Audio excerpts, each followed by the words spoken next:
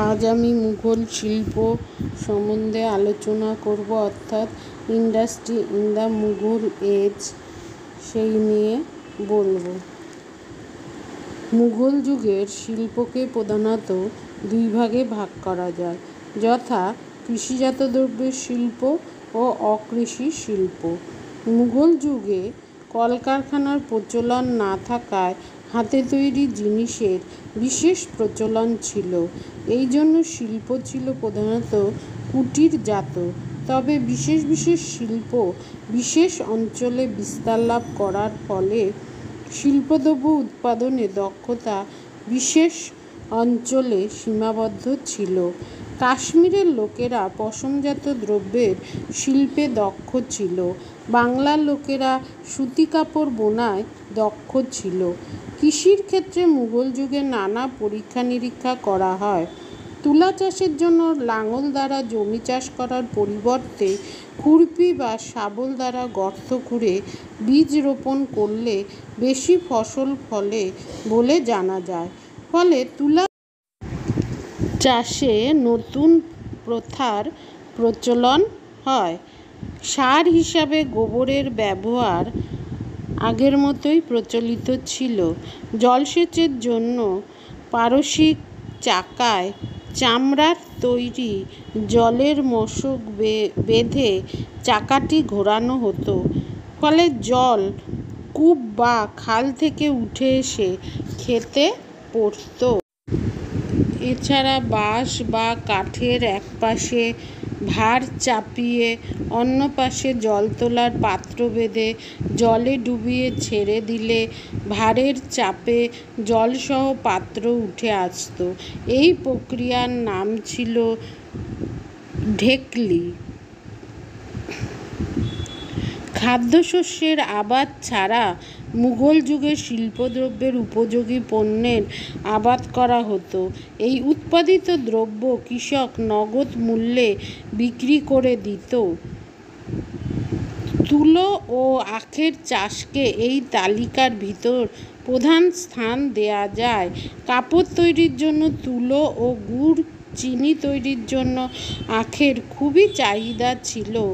বাংলায় তুলো ও আখ দুটিই উৎপন্ন হতো, তবে আখের উৎপাদনের জন্য বাংলা ও বিহার ছিল বিখ্যাত। বাংলার পুন্ড্রি আখের চিনির খুব নাম ছিল। এছাড়া সরিষা, বাদাম প্রভৃতি তৈলবীজের উৎপাদন হতো। পাট, শণ প্রভৃতি তন্তুজ বস্তুরও উৎপাদন হতো। নীলের চাষের খুব চাহিদা ছিল। বাজারে নীলের চাহিদাও বিস্তর ছিল। তামাকের আবাদও লাভজনক ছিল। মুঘল যুগে নানা রকম ফলের আবাদ হতো। উত্তর ভারতের নানা স্থানে মুঘল সরকার ফলের বাগান স্থাপন করেন। এছাড়া রেশমের গুটিপোকার চাষের জন্য তুঁত গাছের চাষ বাংলায় বিশেষভাবে করা হতো। বাংলা, আসাম, গুজরাটে রেশমের সুতো ও কাপড় তৈরি হতো। কাশ্মীরে পশমের চাদর, শাল ও জামার কাপড় তৈরি হতো এবং সারা ভারতে তার চাহিদা ছিল। এছাড়া উত্তর ভারতে বিরাট জঙ্গল জুড়ে মুঘল যুগে অরণ্য বিরাজ করত। এই অরণ্য থেকে বহু মূল্যবান সামগ্রী পাওয়া যেত।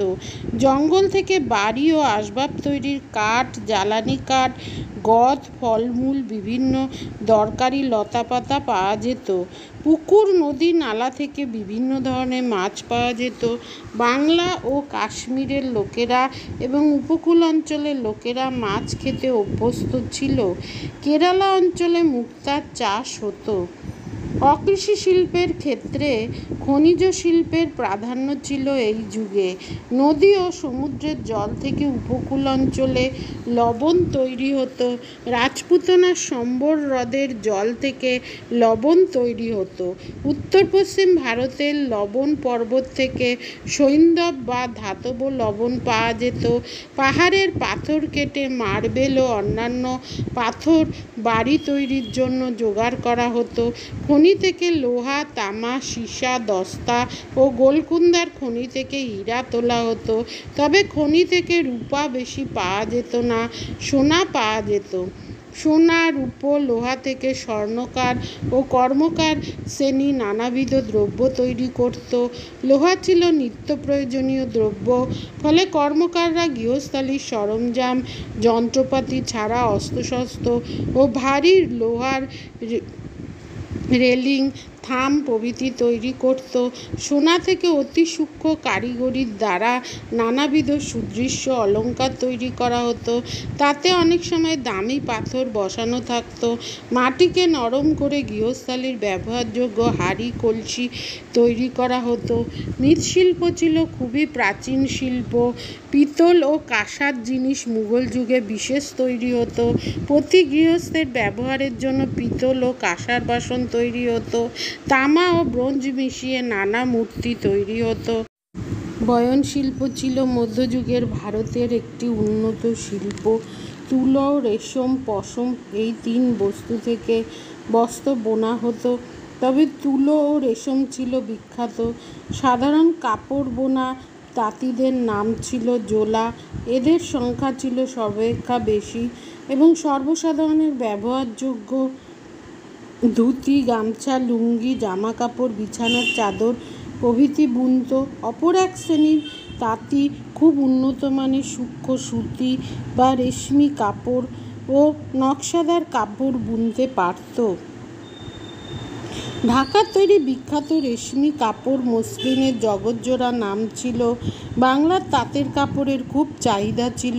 বাংলার সাতগাঁও ও গুজরাটের সুরাট থেকে তাঁতের সুতি ও রেশমি কাপড় বিদেশে রপ্তানি হতো। ইউরোপীয় বণিকরাই ছিল এর বড় ক্রেতা।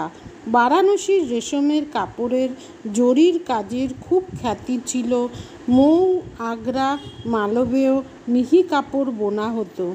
কাপড়কে রঙে ছাপাবার কৌশলও এই যুগে আবিষ্কৃত হয়। এই প্রথার নাম ছিল বন্ধনী। কাশ্মীরে পশমের চাদর, শাল, টুপি, মলিদা তৈরি হতো।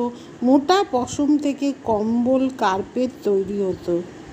চামড়া এবং অন্যান্য শিল্প এই যুগে ছিল। এই যুগে চামড়া শিল্প ছিল একটি বর্ধিষ্ণু শিল্প। ঘোড়ার জিন, তলোয়ারের খাপ, বইয়ের মলাট, জুতা, ঢাল, মশক প্রভৃতি হরেক রকম জিনিস চামড়া থেকে তৈরি হতো।